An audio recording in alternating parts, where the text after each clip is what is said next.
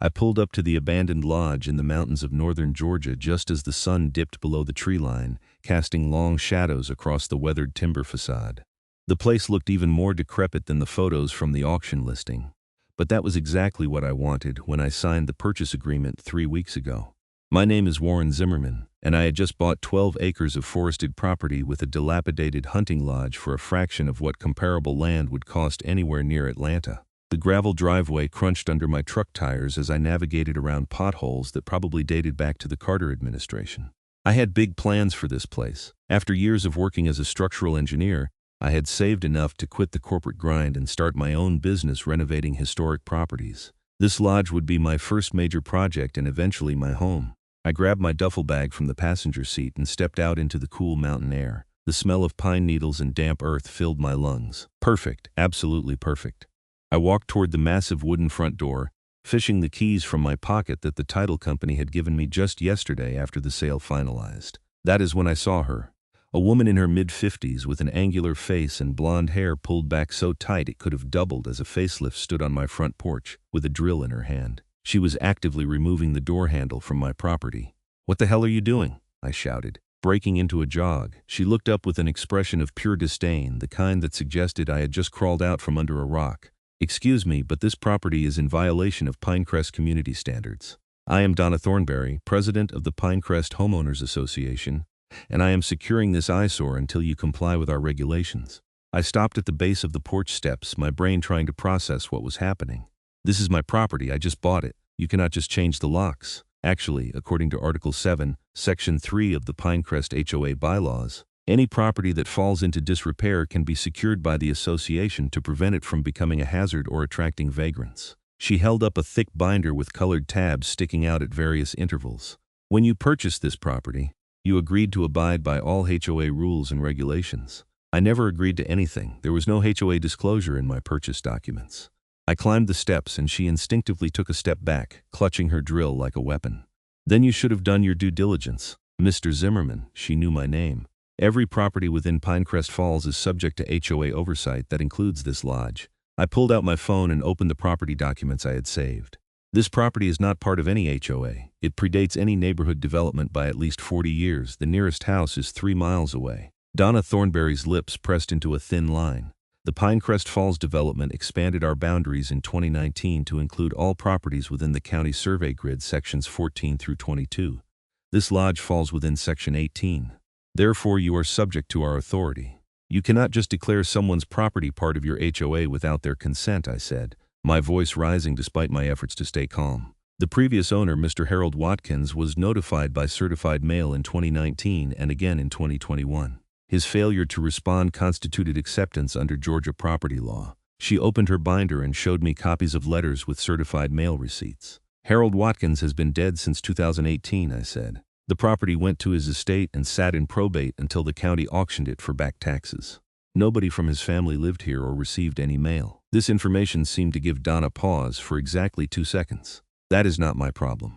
The HOA followed proper notification procedures. You purchased the property as is, which includes all encumbrances and obligations." I took a deep breath, trying to think like an engineer. "Break down the problem into manageable parts. Fine. Let us say for argument's sake that this property is somehow part of your HOA. You still cannot change my locks. That is illegal. It is called breaking and entering." "I have not entered anything," she said primly. "I am securing the exterior as is my right under emergency provisions. Get off my property right now or I am calling the sheriff." Donna actually smiled at that, a cold expression that did not reach her eyes.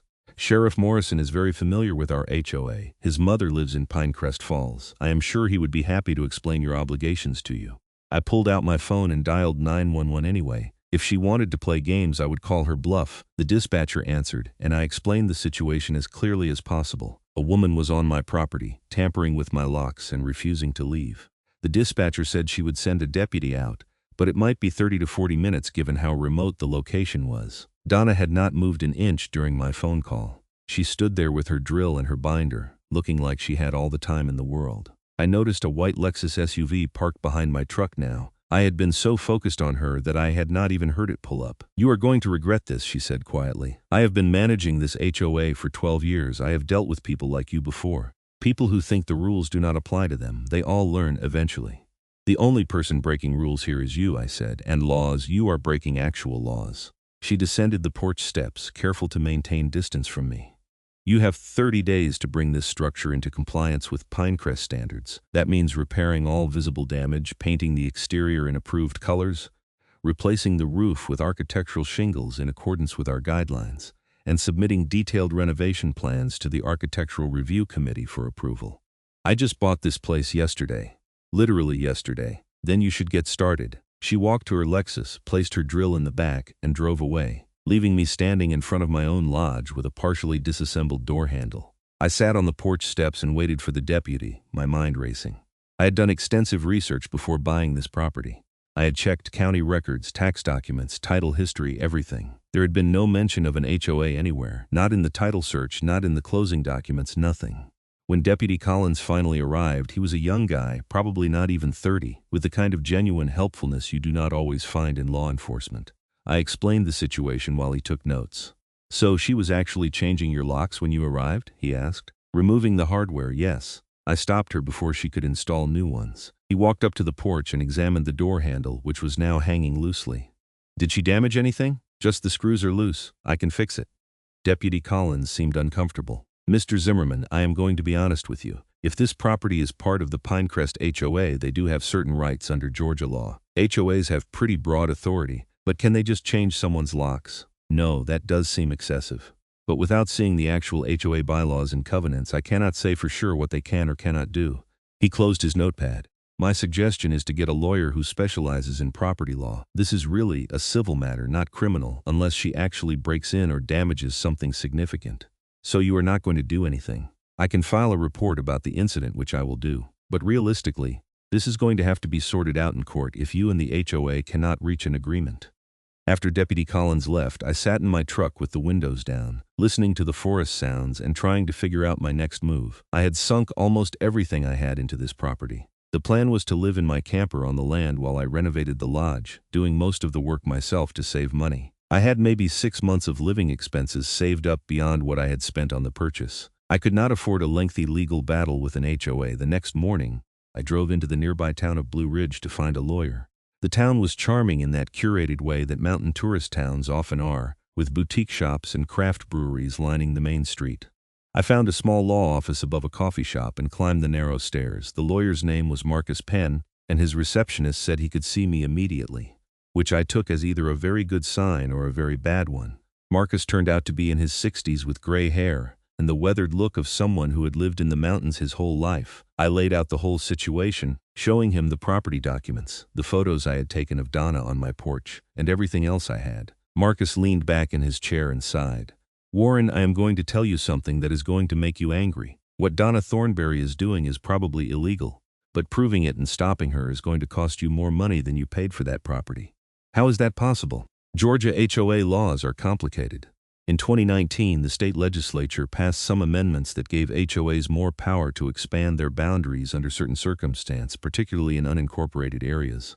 The idea was to give rural communities more control over development. But it has been abused by some HOAs who want to increase their membership to collect more fees."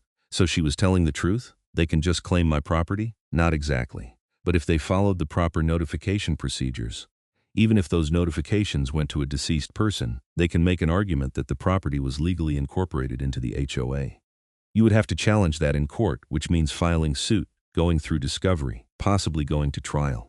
We are talking 18 months minimum and legal fees in the tens of thousands." I felt my stomach drop. "There has to be another way." "There is. You could just comply with their demands, fix up the property to their standards." "I was planning to fix it up anyway, that is the whole point. But I will do it on my timeline, not because some HOA dictator tells me to." Marcus smiled slightly. "I understand the principle, but sometimes principle is expensive." I left his office feeling defeated. I grabbed a coffee from the shop downstairs and walked around Blue Ridge for a while, trying to clear my head. That is when I saw the sign for the county records office. If Donna Thornberry wanted to play the documentation game, I could play too. I spent the next 4 hours in the records office, going through every piece of paper related to my property in the Pinecrest Falls HOA. The clerk, a friendly woman named Betty who had worked there for 30 years, helped me navigate the filing system. What I found was interesting. The Pinecrest Falls HOA had indeed filed expansion documents in 2019, claiming authority over several additional survey sections. But the process they had used was questionable. According to Georgia law, HOA boundary expansions required notification to all affected property owners and a public comment period. The HOA had sent certified letters to the addresses on file with the county, but for properties in probate or with deceased owners, those letters had gone nowhere. More importantly, I found that several other property owners in the expanded area had challenged the HOA's authority. Those cases were still pending. I made copies of everything and drove back to my property. Donna Thornberry was there waiting for me. This time she was not alone. She had brought 2 other middle-aged women with her, both dressed in expensive casual wear that screamed retired suburban transplant. They were standing on my porch again, this time with clipboards. "Mr. Zimmerman," Donna said as I got out of my truck. "Allow me to introduce Janet Hayes and Patricia Sullivan, members of our Architectural Review Committee. We are conducting an official inspection of your property to document all violations." "Get off my porch," I said flatly. Jeanette, a petite woman with short dark hair, looked startled. "We have the right to inspect all properties within HOA jurisdiction." "No, you do not. This is private property, and you are trespassing. I am asking you nicely one time to leave." Patricia, who was taller with gray streaks in her auburn hair, stepped forward. "If you refuse to cooperate with the inspection, we will be forced to levy fines for obstruction in addition to the maintenance violations." I climbed the porch steps, and all 3 women backed away. I unlocked my door with the handle I had repaired the night before and went inside, closing it behind me. Through the dusty window, I could see them conferring in angry whispers. The inside of the lodge was even worse than the outside. Water damage, animal nests, rotted floorboards. It was going to be a massive project. But it was my project, my property, my future. I heard a knock on the door. "Mr. Zimmerman," Donna's voice came through the thick wood. "We are leaving a notice of violation on your door. You have 30 days to respond or face escalating fines of $500 per day." I yanked the door open. "You cannot fine me. I do not recognize your authority over this property." Donna smiled that cold smile again. "Then we will place a lien on your property for unpaid fees and fines. When it accumulates enough, we will foreclose." I have done it before. They left, and I stood there holding a manila envelope they had taped to my door. Inside was a 10-page document listing dozens of violations, from peeling paint to unsafe railings to unapproved landscaping. At the bottom was a fee schedule showing how the fines would compound over time. I called Marcus Penn again. "They are threatening to foreclose if I do not pay fines," I told him. "They can try," he said, "but that is a long process, and you have grounds to fight it. The question is whether you want to spend the next year or 2 in litigation. What if I could prove they did not properly expand their boundaries? Then you might have a case. But you would still need to prove it in court." I spent that evening researching HOA law and found something interesting. In Georgia, HOAs that wanted to expand their boundaries had to file not just with the county but also publish notices in local newspapers. I drove back to Blue Ridge the next morning and visited the offices of the local weekly paper. The editor, a guy named Tom in his 40s who looked like he would rather be hiking, pulled up their archives for me. 2019, you said? He scrolled through digital records. "Here are all the public notices we published that year. Legal notices, foreclosures, HOA stuff, all of it." We went through every single notice from 2019 and 2020. The Pinecrest Falls HOA had published several notices about board meetings and fee increases, but there was nothing about boundary expansion. "Can I get a certified statement from you that no such notice was published?" I asked. "Sure, but it will take a few days to prepare." "Why do you need it?" I explained my situation, and Tom's expression darkened. "Donna Thornberry is a piece of work. She tried to tell us we could not publish a story about HOA abuses a few years ago, threatened to pull all her advertising. We do not take advertising from HOAs, so that did not work out for her." "What kind of abuses?" "Foreclosing on an elderly woman who was in the hospital and could not maintain her lawn. The woman lost her house over $800 in fines that ballooned to $20,000 with penalties and legal fees. It was disgusting." I drove back to my property with new determination. If Donna Thornberry wanted a fight, I would give her one. Over the next week, I started renovations while simultaneously building my legal case. I replaced the most dangerous sections of the porch, cleared out the animal debris, and began working on the roof. I also contacted every other property owner in the expanded boundary area who had challenged the HOA. There were 5 of them, and they all had similar stories. The HOA had sent letters to addresses where no one lived, declared the notification complete, and then started levying fines for violations. 2 had already settled out of frustration and were now paying HOA dues they resented. 3 were still fighting. I organized a meeting at a local diner. We needed to coordinate our efforts. The 3 still fighting were Daniel Chen, who owned a cabin he used for weekends, Martha Rodriguez, an artist who had a studio on her property, and Frank Kowalski, a retired carpenter. We sat in a booth at the back of the diner and compared notes. They tried to foreclose on me, Frank said. I had to hire a lawyer and fight them for 8 months. Cost me 12 grand in legal fees and I still have not won. The case is just sitting there in limbo. They said my studio was an unapproved commercial structure, Martha added. I have been painting there for 15 years. Long before any HOA existed. They want me to tear it down or pay $15,000 in fines. Daniel Chen, who worked as an accountant, had brought spreadsheets. I have been tracking every expense and fee they have claimed. The numbers do not add up. I think they are inflating costs and pocketing the difference. Can you prove that? I asked. Not without access to their financial records. But I have filed a formal request under Georgia's HOA transparency laws. They have to provide financial documents to members. But we are not members, Martha said. That is the whole point. They claim we are, Daniel countered. So by their own logic, they have to give us the records. This was getting interesting. We decided to pool our resources and hire Marcus Penn as a group, splitting the legal costs. It was still going to be expensive, but more manageable. Marcus agreed to take the case and filed an injunction to stop the HOA from levying any additional fines while we challenged their authority. The hearing was set for 3 weeks out. In the meantime, I kept working on the lodge. I had to admit, even though I resented the HOA's involvement, fixing the place up felt good.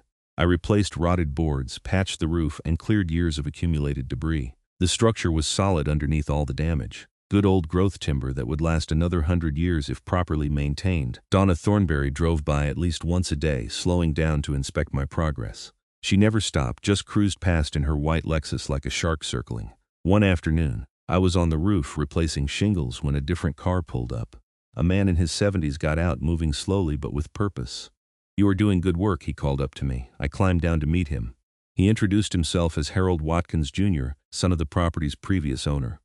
"I heard someone finally bought the old place," he said. "My dad loved this lodge, built it himself back in 1974. It is a great structure," I said. "I am sorry for your loss. Dad died in 2018. By the time we got his estate sorted out, the property taxes had piled up. None of us kids could afford to pay them, and honestly, none of us wanted to maintain a hunting lodge in the middle of nowhere, but it still hurts to see it go out of the family." I offered him a tour, and we walked around while I explained my renovation plans. Harold Jr. seemed pleased. "Dad would have liked you," he said. "He was a builder too, general contractor for 40 years. Can I ask you something? Did your family ever receive any notices from the Pinecrest Falls HOA? His expression soured. "That woman with the blonde hair? Donna something Thornberry. She showed up at my sister's house in Savannah claiming Dad owed HOA fees. This was after he died. My sister told her to pound sand. We never heard anything official though. No certified letters or legal documents. She claims she sent certified mail to your father in 2019 and 2021. To what address? Dad was already dead, and the lodge had no mail service. Everything went to a P.O. box in Blue Ridge, and we closed that after he passed. This was exactly what I needed. Would you be willing to testify to that in court?" "Absolutely. That woman is trying to steal people's property. If I can help stop her, count me in." The hearing arrived faster than I expected. Marcus Penn had filed a comprehensive challenge to the HOA's authority, arguing that the boundary expansion was invalid due to improper notification procedures. We had Harold Jr.'s testimony, the newspaper's certification that no public notice had been published, and statements from all 5 property owners in the disputed area. The HOA was represented by a lawyer named Richard Vance, an older man with silver hair and an expensive suit. He argued that the HOA had followed all required procedures and that any deficiency in notification was not their fault if property owners did not keep their addresses current. The judge, a no-nonsense woman named Patricia Moore, listened to both sides and then asked the question that changed everything. "Mr. Vance, can you provide the original certified mail receipts for the notifications sent to Mr. Watkins Sr.?" Richard Vance shuffled through his papers. "We have copies in the HOA files." "I did not ask for copies. I asked for originals with Postal Service verification." "Your Honor, the originals would be with the Postal Service. Then I suggest you obtain them." This hearing is continued for 2 weeks. "I want to see original documentation of every notification claimed by the HOA, with postal verification of delivery or delivery attempts." We filed out of the courthouse, and Marcus was cautiously optimistic. If they cannot produce those receipts, their whole expansion falls apart. 2 weeks later, we reconvened. Richard Vance looked uncomfortable as he approached the bench. "Your Honor, the Postal Service has informed us that records from 2019 are no longer available in the detail required. They can confirm that certified mail was sent, but not the specific delivery status of individual letters." Judge Moore was not impressed. "So you cannot prove that proper notification occurred?" "We have the HOA's internal records showing that letters were sent, Sending letters is not the same as completing notification. Under Georgia law, notification requires either delivery or documented delivery attempts. Can you provide that documentation? No, Your Honor. Then I am ruling that the Pinecrest Falls HOA's boundary expansion is invalid as to all properties in the disputed survey sections. The affected property owners are not subject to HOA authority. I felt a wave of relief so strong I almost laughed out loud. But Judge Moore was not done. Furthermore, I am concerned about the HOA's attempts to levy fines and threaten foreclosure against property owners whose inclusion was not properly established. Mr. Vance, I strongly suggest your clients review their procedures to ensure compliance with state law before they find themselves facing sanctions or worse. We won. All 5 of us were free from the HOA's control. Donna Thornberry was in the courtroom, and as we walked out, her expression was pure venom. She cornered me in the hallway. "This is not over," she hissed. "There are other ways to deal with people like you." "That sounds like a threat," I said calmly. "It is a promise." I should have taken her more seriously. That night, someone vandalized my truck. All 4 tires were slashed, and the words HOA rules were spray-painted across the hood. I called Deputy Collins, who came out and took a report, but there were no witnesses or security cameras on my remote property. "I know who did this," I told him. "Knowing and proving are different things," he said sympathetically. "Unless you have evidence, there's not much I can do." I installed security cameras the next day. 4 of them, covering all approaches to the lodge. They were expensive, but after the tire incident, I was not taking any chances. 3 nights later, the cameras caught someone trying to break into my tool shed. I called 911 and watched on my phone as a figure in dark clothing ran away when they heard the sirens. Deputy Collins arrived with backup, but the person was long gone. "Did you get a clear image?" he asked. I showed him the footage. The person had worn a mask and gloves, but their build and movements suggested a woman. A woman about Donna Thornberry's size. "That is not enough for an arrest," Collins said. "But keep the footage. If there are more incidents, we can establish a pattern." The harassment continued. Someone dumped a truckload of garbage at the end of my driveway. Someone called in a false complaint that I was running an illegal campground, which triggered a visit from the county zoning inspector. Someone filed an anonymous tip that I was illegally dumping construction waste, which I was not. Each incident by itself was minor, but together they were designed to make my life miserable. I started documenting everything, building a file. Marcus Penn suggested I file for a restraining order against Donna Thornberry, but without direct proof she was behind the harassment, it was unlikely to be granted. Then Daniel Chen called me with interesting news. "I got the HOA financial records," he said, "and you are not going to believe what I found." We met at the diner again, and Daniel spread out printouts across the table. The Pinecrest Falls HOA collects about $300,000 a year in dues from its members. They spend maybe half of that on legitimate expenses like landscaping, road maintenance, and insurance.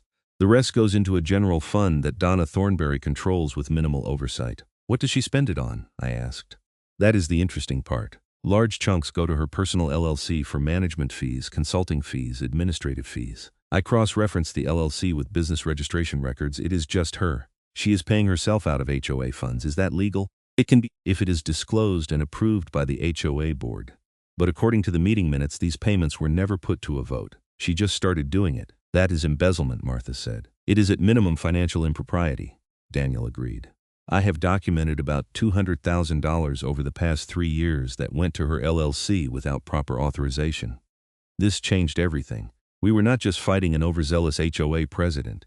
We were dealing with someone who was stealing from her neighbors. Marcus Penn filed a complaint with the Georgia Secretary of State's office and the local district attorney. Financial crimes against HOAs were taken seriously because they affected multiple victims. The investigation took 6 weeks. During that time, the harassment against me stopped completely. I assumed Donna had realized she was under scrutiny and did not want to give investigators more ammunition. I was wrong. One morning, I woke up to the smell of smoke.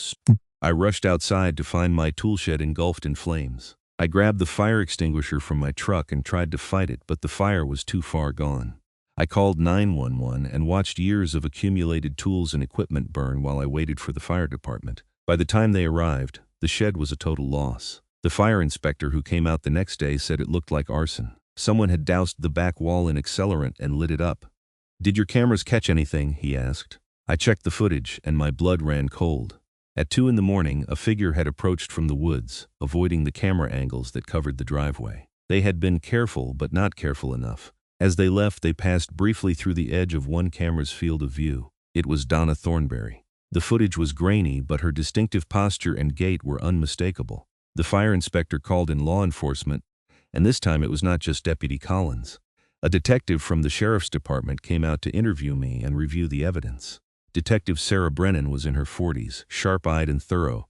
She watched the footage multiple times, took measurements, and compared the figure in the video to Donna's driver's license photo. "I think we have enough for a warrant," she said.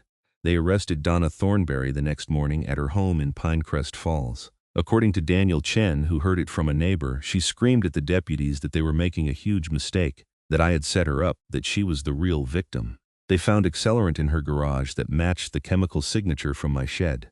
They also found a file on her computer titled Problem Properties that included detailed notes about my activities, my schedule, and plans for various forms of harassment. Donna was charged with arson, criminal trespassing, vandalism, and several other counts.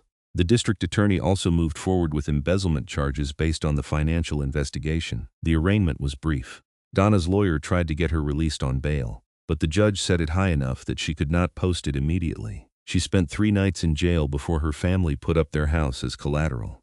The trial was set for 4 months out. In the meantime, the Pinecrest Falls HOA fell apart. Once the financial irregularities became public, other members started asking questions. It turned out Donna had been running the HOA like her personal fiefdom for years, making unilateral decisions, awarding contracts to friends, and suppressing dissent. A reform slate was elected to the HOA board, and one of their first acts was to issue a formal apology to everyone Donna had harassed or wrongly fined. They also voted to restrict the HOA's boundaries back to the original development, explicitly excluding my property and the other disputed parcels. I continued working on the lodge, and it started to take shape. The roof was solid, the porch was rebuilt, and I had begun working on the interior. Harold Jr. stopped by occasionally to check on progress and share stories about his father building the place. Dad would have fought that HOA woman tooth and nail. He said one afternoon while we sat on the new porch drinking coffee, he did not believe in people telling other people what to do with their land. "I wish I could have met him," I said. "He would have liked you. You have got his spirit." The trial finally arrived in late October. The prosecution had a strong case built on physical evidence, financial records, and witness testimony. Donna's defense strategy seemed to be that she had been enforcing legitimate HOA rules, and that I was a troublemaker who had defied authority. It did not work. The jury deliberated for less than 4 hours before returning guilty verdicts on all counts. The judge sentenced her to 3 years in prison for the arson, plus additional time for the embezzlement, with sentences to run consecutively. She also had to pay restitution to the HOA and to me for the destroyed tools and damaged property. As they led her out of the courtroom, Donna looked at me with an expression I could not quite read. Anger, yes, but also something else, maybe the realization that her need for control had destroyed her life. I did not feel victorious. I felt tired. The lodge was finished by spring. I had transformed the abandoned wreck into a beautiful mountain retreat, keeping the original character while updating everything to modern standards. The timber framing was exposed and polished, the stone fireplace restored, the windows replaced with energy-efficient models that still matched the historical style. I opened a small business running weekend workshops for people who wanted to learn traditional building techniques.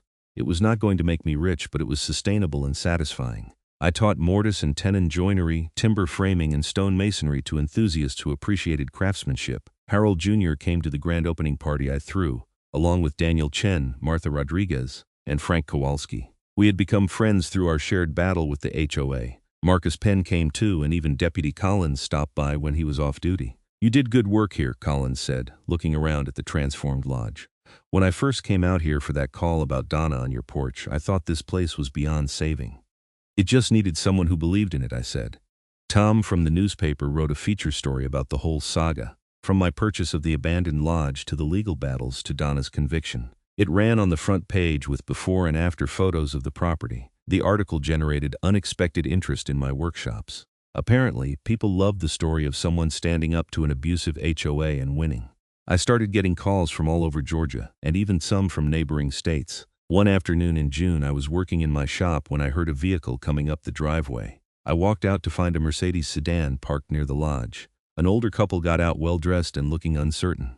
"Can I help you?" I asked. "Are you Warren Zimmerman?" the woman asked. "I am. We read about you in the newspaper, about your fight with the HOA. That is me." The man stepped forward. "We are in a similar situation. We bought a property in Rabun County, and the HOA there is trying to force us to tear down a barn that has been on the land since 1890. They say it is not up to their architectural standards. Do you have a few minutes to talk?" the woman asked. We could really use some advice. I invited them into the lodge, made coffee, and listened to their story. It was depressingly familiar. An HOA overreaching its authority, using aggressive tactics, threatening fines and foreclosure. The first thing you need to do is check whether your property was properly incorporated into the HOA, I said. Get copies of all the notification records. Verify they followed state law and challenge anything that does not look right. I gave them Marcus Penn's contact information and explained the strategy we had used. The important thing is not to give up, I said. These HOAs rely on people being too tired or too poor to fight back. If you stand your ground and follow the law, you can win. They left looking more hopeful than when they arrived. Over the following months, I heard from more people in similar situations. I started putting together a guide based on my experience, outlining the steps to challenge an abusive HOA. I shared it for free online and it got picked up by property rights advocacy groups. Apparently, my fight with Donna Thornberry had struck a nerve. People were tired of HOAs that acted like petty dictatorships, and they were looking for ways to push back. I never intended to become an advocate for property rights. I just wanted to renovate an old lodge in the mountains and live in peace. But sometimes life takes you in unexpected directions. 1 year after I found Donna Thornberry installing new locks on my front door, I stood on that same porch and looked out at the forest. The lodge was everything I had hoped it would be, a beautiful, functional space that honored its history while serving modern needs. I had learned a lot over the past year about HOA law, about standing up for yourself, about the importance of community and allies. I had learned that justice was possible but rarely easy, and that sometimes the things worth having required fighting for. The workshops were successful enough that I was hiring an assistant to help manage the growing demand. Martha Rodriguez had agreed to come on board, teaching a course on integrating art studios into residential properties. Daniel Chen was developing a workshop on the financial side of property ownership and management. We were building something good from the mess Donna Thornberry had created. I still thought about her sometimes, sitting in prison for another 2 years. I wondered if she understood what she had done wrong, or if she still believed she was the victim of people who refused to follow rules. Probably the latter, I decided. People like Donna rarely saw themselves clearly. Frank Kowalski stopped by one evening with a bottle of whiskey to celebrate the lodge's 1-year anniversary of completion. "You know what the best part of all this is?" he said as we sat on the porch watching the sun set through the pines. "What is that?" "You proved it could be done. You stood up to the HOA and won. Now all those people she terrorized for years know they did not have to take it. You gave people hope. I just wanted to fix up my property." "Yeah, but you did not quit when things got hard. That matters." We drank the whiskey and talked about his ongoing legal case, which was finally moving toward resolution. With Donna's conviction and the financial irregularities exposed, the HOA's aggressive stance had collapsed. They were settling cases left and right, trying to avoid further scrutiny. After Frank left, I walked around the property one last time before bed. The lodge looked perfect in the moonlight, solid and permanent, like it had always been this way. Like it had not been a wreck when I first arrived. I thought about that moment when I pulled up and saw Donna on my porch with her drill, so confident in her authority. She had no idea she was about to lose everything. I had been lucky in a lot of ways. Lucky that Harold Jr. was willing to testify. Lucky that Daniel Chen was good with financial records. Lucky that my security cameras caught Donna committing arson. Without those pieces falling into place, things could have turned out very differently. But I had also made my own luck by refusing to back down, by doing the research, by finding allies and building a case. You could not control everything, but you could control how you responded to challenges. The next morning, I received an email from a woman in Tennessee who had read about my case. Her HOA was trying to foreclose on her house over a dispute about her garden. She was terrified of losing her home and did not know what to do. I wrote back with the information I had learned, connected her with resources, and encouraged her to fight. Then I forwarded her message to Marcus Penn, who had started taking more HOA cases after our success. This had become part of my life now, helping people fight back against abusive HOAs. It was not what I had planned when I bought an abandoned lodge in the Georgia mountains, but it felt right. I spent the rest of the day working on a new project, converting one of the lodge's outbuildings into a classroom space for the workshops. The original structure was salvageable with some effort, and I was enjoying the challenge. As I worked, I thought about how much had changed in just over a year. I had gone from being a corporate engineer to a property owner, renovator, teacher, and accidental activist. I had faced down an abusive HOA president, survived harassment and arson, and come out the other side stronger. The abandoned lodge was not abandoned anymore. It was alive with purpose and activity, filled with people learning and creating. That was the real victory, not the legal case or Donna's conviction. It was taking something broken and making it whole again. I finished securing a beam and stepped back to admire the work. The outbuilding was coming along nicely. In another month it would be ready for classes. My phone rang. It was another property owner dealing with HOA problems, this time in North Carolina. I answered and listened to their story, offered advice, and connected them with resources. This was my life now, and I was good with that. The sun was setting again as I locked up the outbuilding and headed back to the main lodge. I had a workshop scheduled for the weekend, with 8 participants coming to learn timber framing techniques. I needed to prepare materials and finalize the lesson plan, but first, I sat on the porch with a beer and watched the forest settle into evening. Somewhere out there, Donna Thornberry was in a cell, probably still angry, still convinced she had done nothing wrong. I did not waste energy hating her. She had made her choices and faced the consequences. I had made mine too, and I was sitting in front of a beautiful mountain lodge that I owned free and clear, with no HOA to answer to, building a business and a life that felt meaningful. Sometimes things worked out the way they were supposed to. A truck came up the driveway, and I recognized it as belonging to one of the early workshop participants, a young woman named Sarah who was so enthusiastic about traditional building that she had signed up for 3 different courses. "Hey Warren," she called out as she parked. "I know the workshop is not until Saturday, but I was in the area and wanted to ask about the mortise and tenon assignment." "Come on up," I said, gesturing to the porch. "Want a beer?" "Sure." We talked about joinery techniques as the last light faded from the sky. She was bright and dedicated, exactly the kind of person I hoped to teach. She wanted to start her own timber framing business someday, preserving old buildings and teaching others. "How did you know this was what you wanted to do?" she asked. "I did not really. I just knew I wanted something different from the corporate world. I wanted to work with my hands, create something lasting. The rest kind of found me." "What about the HOA stuff? Fighting Donna Thornberry?" "That was not part of the plan at all. But sometimes you have to stand up for what is right, even when it is hard."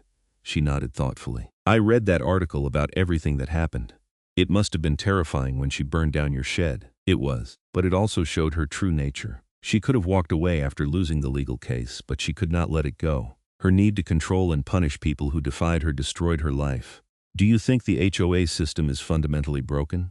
I considered the question. "Not necessarily. HOAs can serve a purpose in some communities, maintaining common areas and preserving property values. But they need proper oversight and accountability. When one person gets too much power and no one checks them, it can turn toxic fast." Sarah left around 9, and I went inside to work on workshop preparations. The lodge was quiet except for the settling sounds of old timber and the distant call of an owl.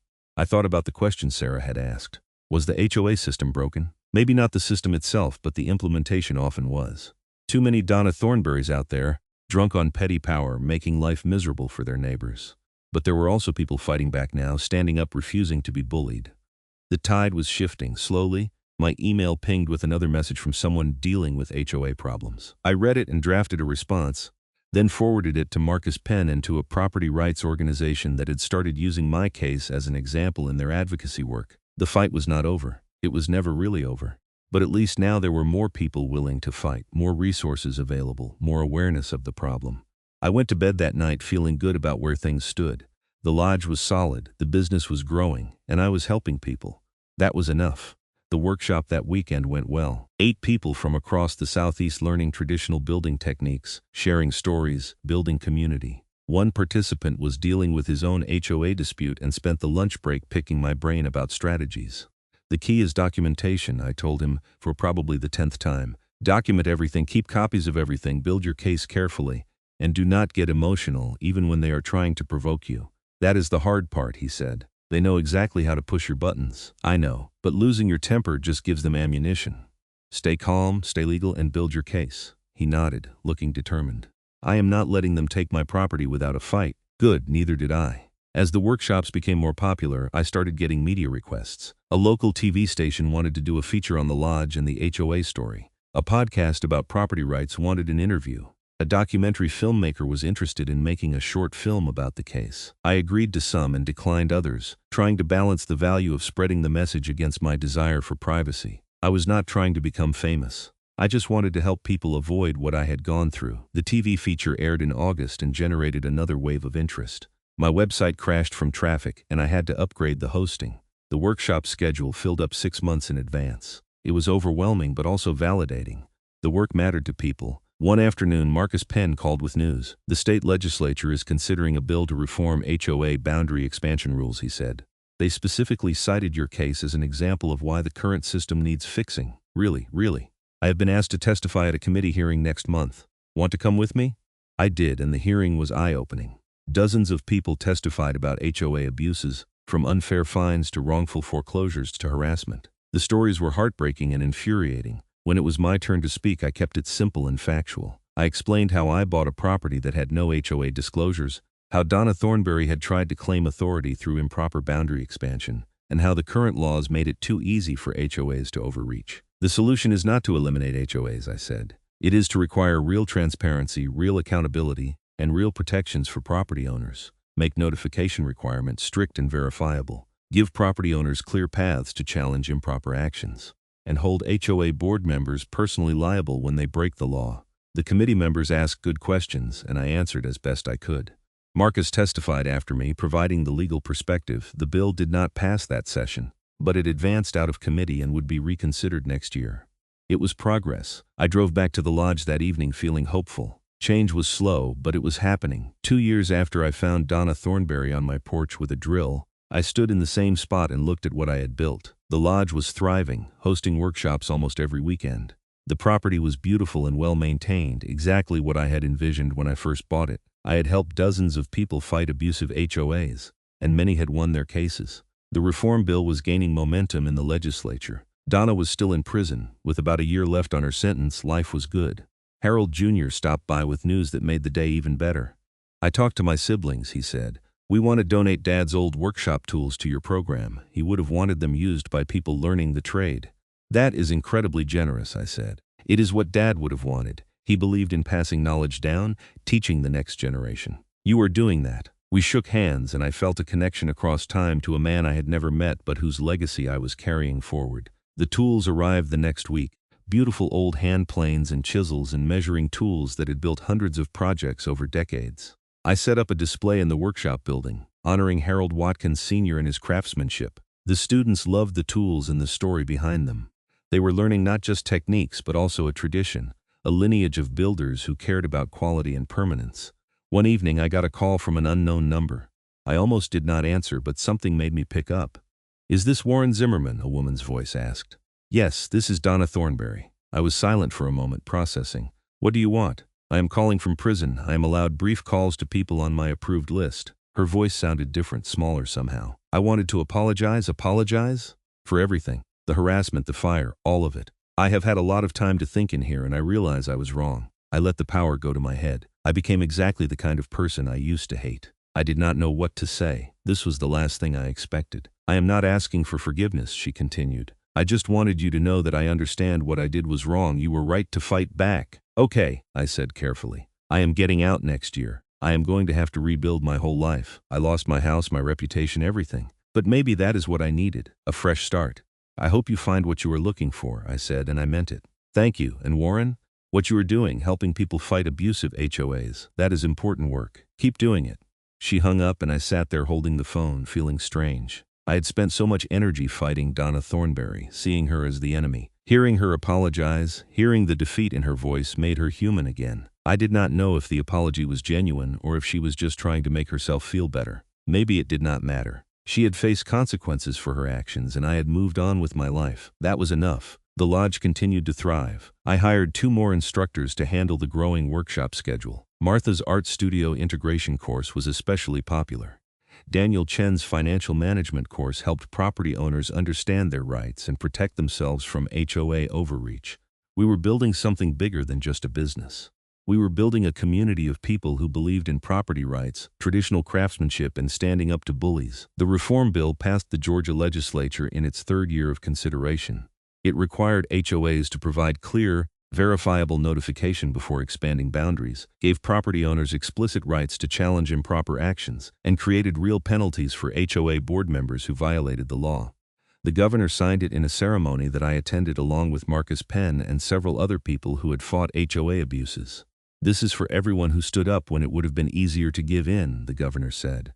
For people like Warren Zimmerman who fought back and won, and then helped others do the same. It was a good moment seeing years of work result in real change, but the best moments were still the quiet ones at the lodge. Teaching someone how to cut a perfect mortise and tenon joint. seeing the pride in a student's eyes when they completed a project, sitting on the porch in the evening and listening to the forest. This was what I had wanted when I bought an abandoned lodge in the Georgia mountains. Not the legal battles or the media attention or the advocacy work, just the simple satisfaction of building something good and sharing it with others. The fact that I had to fight for it, that I had faced down an abusive HOA president and won, was just part of the story. The real story was what came after. The restoration, the teaching, the community. I thought about that first day sometimes, finding Donna on my porch with her drill, so certain of her authority. If I had known then what I was getting into, would I have still fought? Yes, absolutely yes, because some things are worth fighting for. Your property, your rights, your freedom to build the life you want without interference from petty tyrants. I had fought, and I had won, and now I was helping others do the same. That was a life worth living. 3 years after I bought the lodge, I stood at the edge of the property and looked at the forest that stretched to the horizon. Somewhere out there, other people were dealing with abusive HOAs, facing the same choice I had faced. Give in or fight back. I hoped they would choose to fight. I hoped they would know that victory was possible, that justice was achievable, that they did not have to accept tyranny just because it came with official letterhead. And if they needed help, they could call me. I would be there because that was what you did when you saw injustice. You did not look away. You did not accept it. You fought back, and sometimes, if you were lucky and stubborn and had good allies, you won. I walked back to the lodge as the sun set behind the mountains, ready for whatever came next.